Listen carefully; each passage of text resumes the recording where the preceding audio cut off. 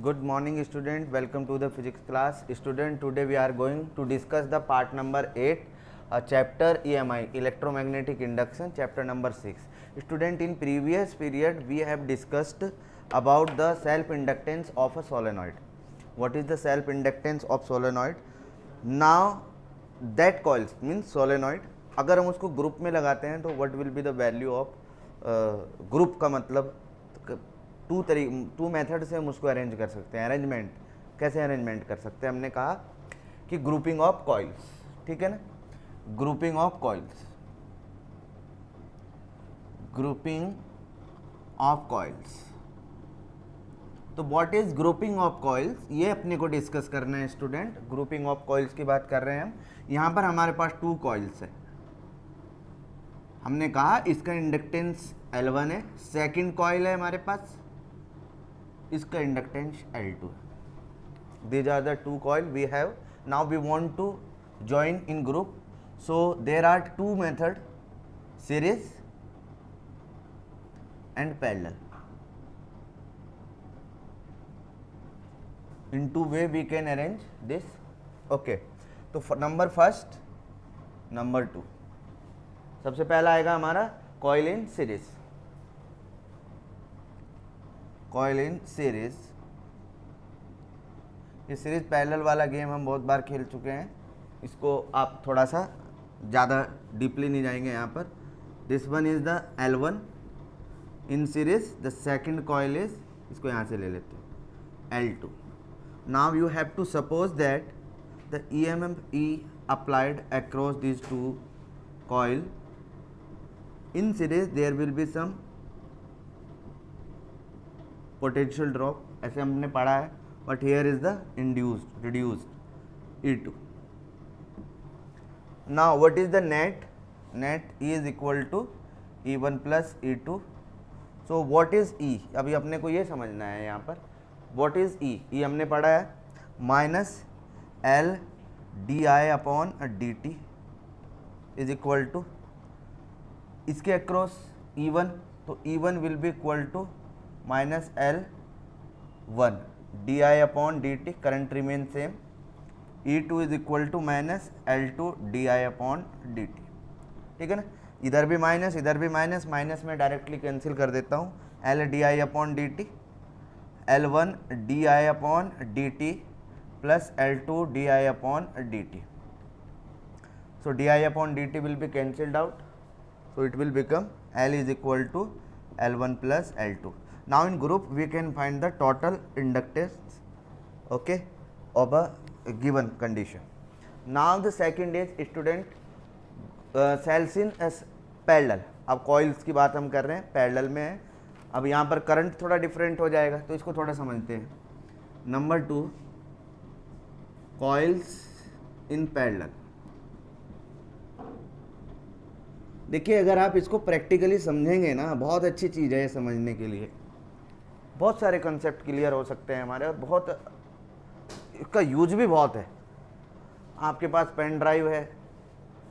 अभी हम बात करेंगे म्यूचुअल इंडक्टेंस की, कि दो हमारे कॉइल्स है, एक कॉइल ये है एक कॉइल ये है, इसके बिटवीन हमने इसको रखा, ठीक है, ये बिटवीन रखा इसके, तो एक में हम सप्लाई देंगे, दूसरे. सोचा आपने कभी पेन ड्राइव में चार्ज कैसे फ्लो हो सकते हैं? म्यूचुअल इंडक्शन अभी जो टॉपिक आएगा, चलिए उसी को डिस्कस करते हैं. पहले इसको तमाम कर देते हैं फटाफट. ये दो कॉइल है हमारी, L1, ये है हमारा L2. इसको L1 कह दो, इसको कह दो यार, कोई फर्क नहीं पड़ता. I across this E have applied to you. now I1, this one is I2, the net current is I. according to rule I is equal to I1 plus I2. जब आप हायर क्लासेस के लिए जाओगे तो ये जो current है आई ये हमारी फ्रीक्वेंसी की फॉर्म में आएंगी. इंडक्टेंस 2 पाई FL, उस फॉर्म में हम इसको कंसिडर करेंगे. और जब वहाँ पर आप KVL KCL लगाओगे, सुपरपोजिशन थ्योरम लगाओगे, देखना खिल जाओगे आप ऑटोमेटिकली, ध्यान से. तो ये चीज़ें यहाँ पर कंसेप्ट जो है इसका बेसिक, वो क्लियर करना बहुत ज़रूरी है, नहीं तो आगे आप बहुत मुश्किल होती है. चलिए, तो I is equal to I1 plus I2. अब करंट डिवाइड हो रही है. अब हमने कहा करंट की क्या वैल्यू होती है, यानी कि D I upon D T. अब इसको कैसे करोगे आप, इसको डिफ्रेंशिएट कर दीजिए दोनों side, D I upon D T plus D I one upon D T plus D I two upon D T. और कोई रास्ता ही नहीं हमारे पास, इस इक्वेशन को डिफ्रेंशिएट कर दिया हमने।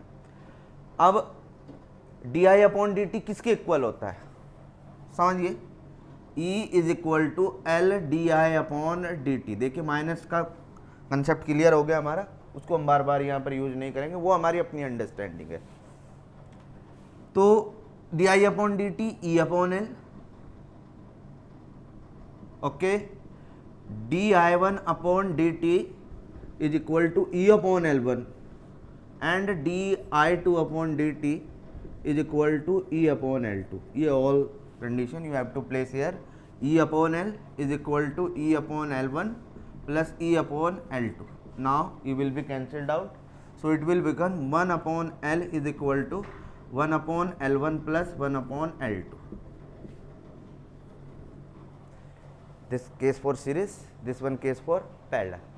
Two case we have discussed here. Now a very small topic तो बहुत बड़ा है, but today we will only consider the concept of this thing. Now mutual induction. What do you mean by mutual induction? ये important topic है, थोड़ा सा ध्यान से समझना। Mutual induction, I will take only 5 minute. Mutual induction पढ़ा हमने, दो चीज़ें पढ़ी है हमने, एक सेल्फ इंडक्शन स्टडी किया, फैराडेज लॉ, लेंस लॉ को स्टडी किया। अब थर्ड कंडीशन हमारी चल रही है, थर्ड टॉपिक जो आया है इसमें म्यूचुअल इंडक्शन। चलिए म्यूचुअल इंडक्शन क्या होता है? Mutual induction, what is mutual induction?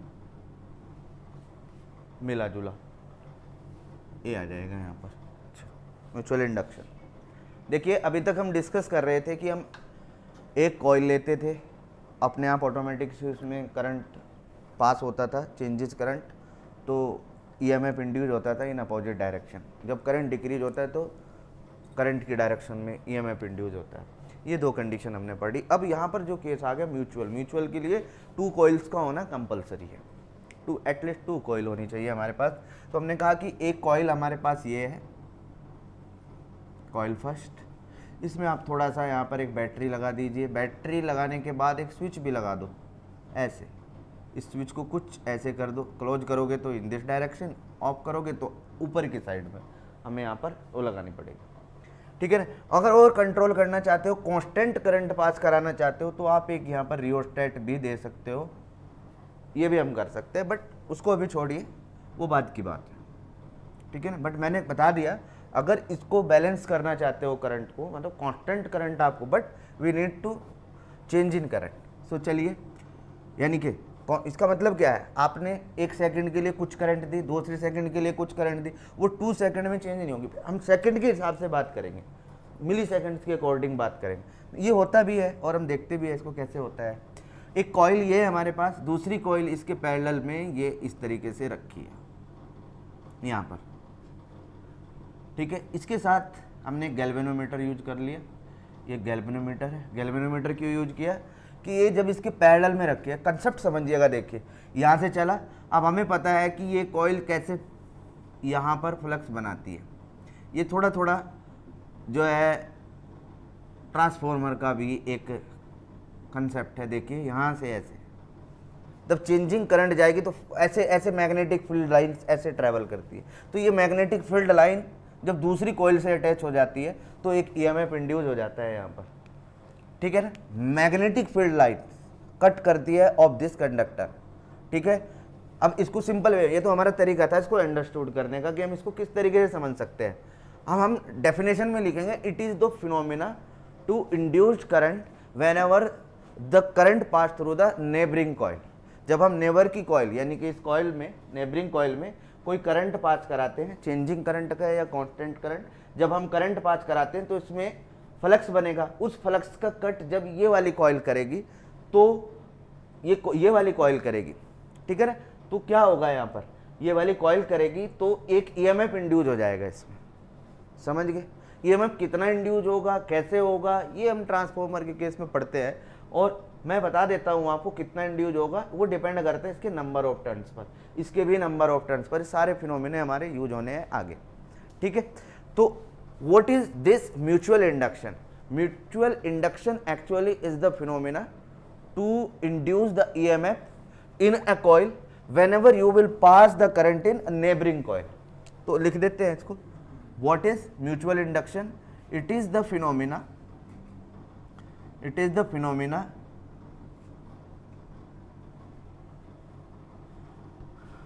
to induce